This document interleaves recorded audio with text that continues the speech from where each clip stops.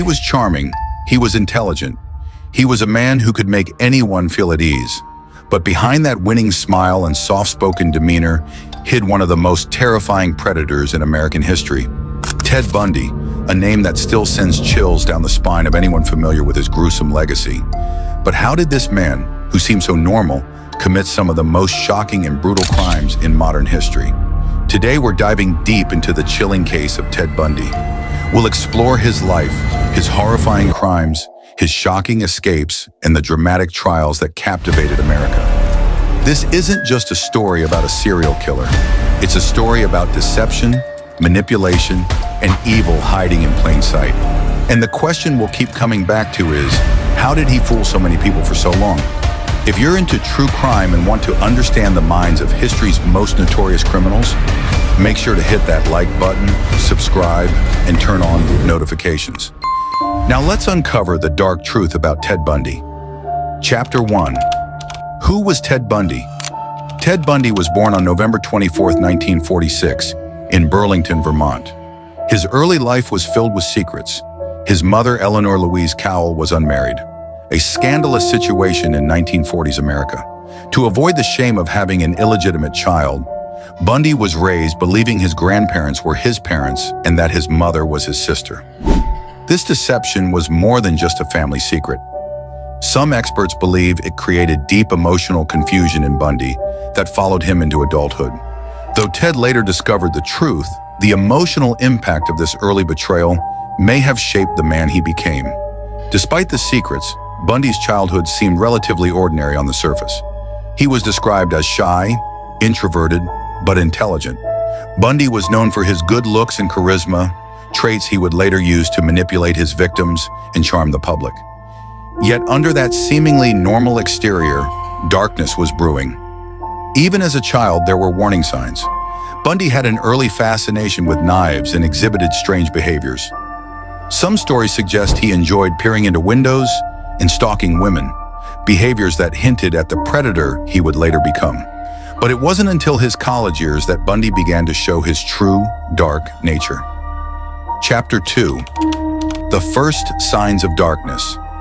In the late 1960s, Bundy attended the University of Washington, studying psychology. This was a turning point. On the outside, he was transforming, well-dressed, confident, and socially active.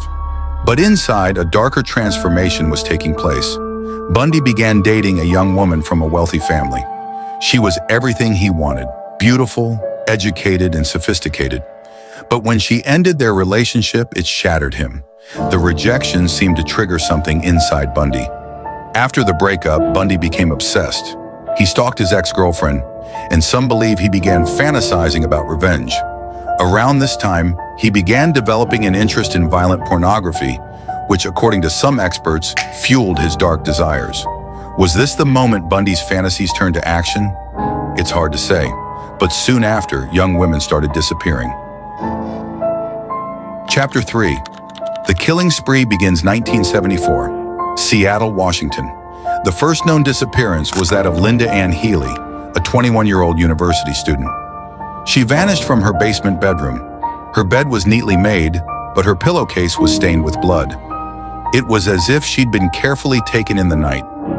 More women disappeared in the months that followed. Bundy had a method. He would fake an injury, using a sling or crutches, to appear vulnerable. Then he'd ask for help, luring women to his car, a tan Volkswagen Beetle. But once they were inside, they never came out. Bundy was careful. He chose women who looked alike. Brunette, parted hair, slender. He used charm as a weapon, and it worked. Even when police had a description, no one suspected Bundy. He didn't fit the profile of a monster. By the summer of 1974, fear gripped Washington. Women were advised not to walk alone. Self-defense classes became popular. The city was on edge. And Bundy? He thrived in the shadows, always one step ahead. Chapter 4. Escapes and Capture. Bundy was finally arrested in August 1975 for failing to stop for police. But when officers searched his car, they found strange items: an ice pick, handcuffs, rope, and a mask. It didn't take long for police to suspect Bundy of much darker crimes. But Bundy wasn't finished. In a shocking twist, Bundy escaped custody, not once, but twice.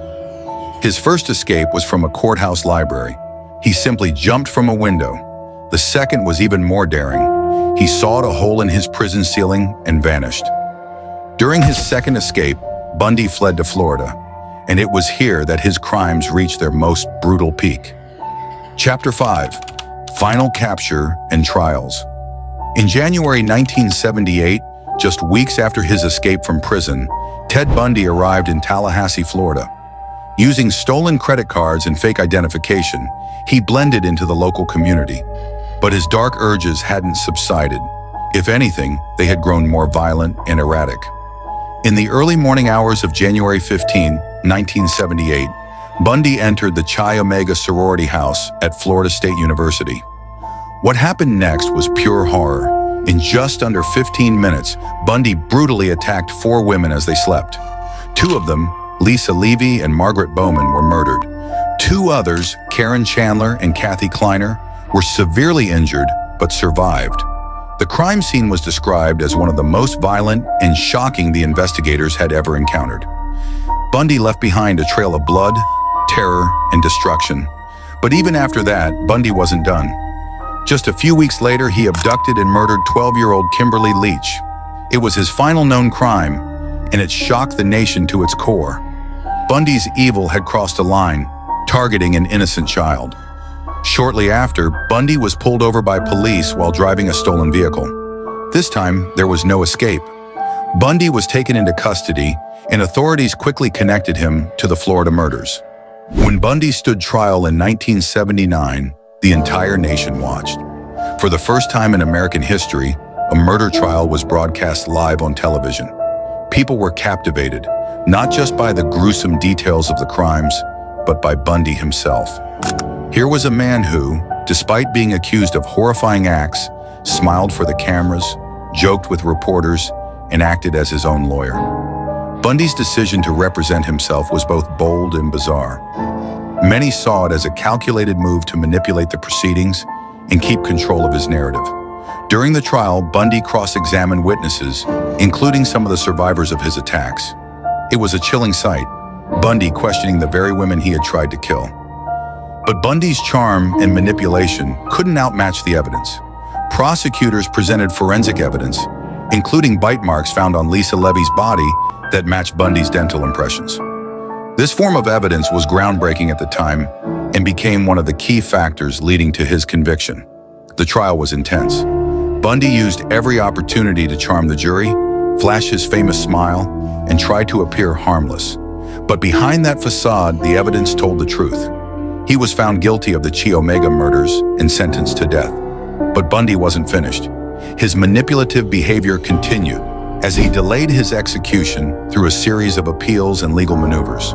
He also attempted to manipulate public opinion, giving interviews where he downplayed his crimes, claiming to be misunderstood. In one of the most bizarre moments of the trial process, Bundy proposed marriage to Carol Ann Boone, a woman who had stood by him throughout the trial. Because he made the proposal in court, it was considered legally binding under Florida law. Boone later gave birth to Bundy's child while he was on death row. Even in captivity, Bundy found ways to manipulate and control those around him. But time eventually ran out. The weight of his crimes, the evidence, and the testimonies of survivors led to his final downfall.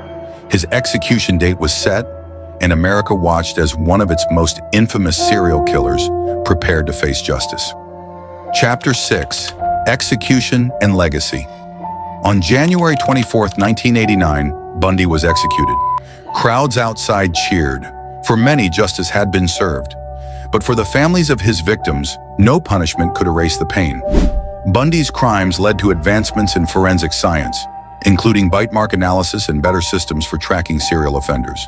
His case also inspired changes in how authorities investigate disappearances. Conclusion: Ted Bundy showed the world that evil can wear a friendly face. His story is a dark lesson about trust, deception, and the darkness that can hide behind a charming smile. Let's always remember the victims, their families, and the lessons learned from this dark chapter in history. If this story impacted you, Please share your thoughts in the comments. And if you want to hear more true crime stories, don't forget to subscribe. Until next time, stay safe.